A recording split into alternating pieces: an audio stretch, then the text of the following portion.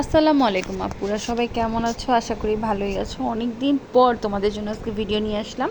তো long time পরে আমি ডিআইওয়াইতে গেছিলাম। দেখো ডিআইওয়াইতে এত সুন্দর সুন্দর বটলগুলো আসছে, দেখলেই তো চোখটাও জুড়ে যায়, মনটাও ভরে যায়।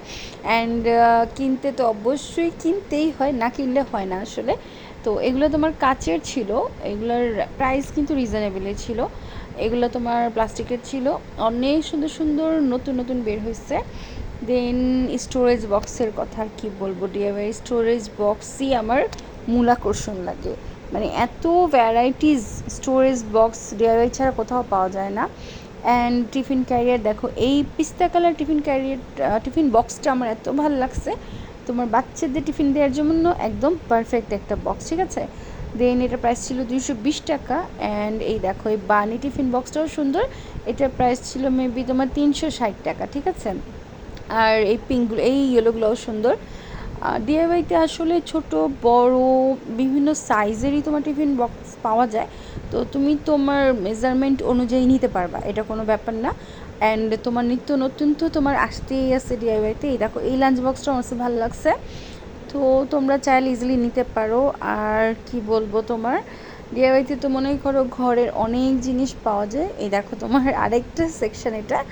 তো এখানে তোমার বেসিক্যালি রান্নাঘরের জিনিসগুলোই বেশি ছিল।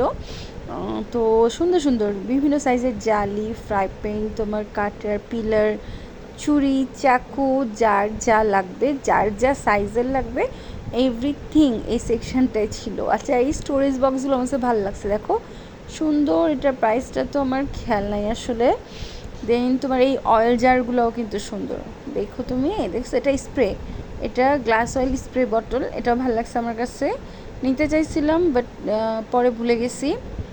এই জারগুলো ভালো লাগছে। দেন এই উপরে জারগুলো অবশ্য সব জারই সুন্দর, ঠিক আছে। ডিআইওয়াইয়ের প্রত্যেকটা জার সুন্দর। আর এগুলো তোমার স্প্যাচুয়ালা আছে, পটেটো স্ম্যাশার আছে, এভরিথিং এভরিথিং অনেক কিছু আছে। দেন দেখো খুব সুন্দর সুন্দর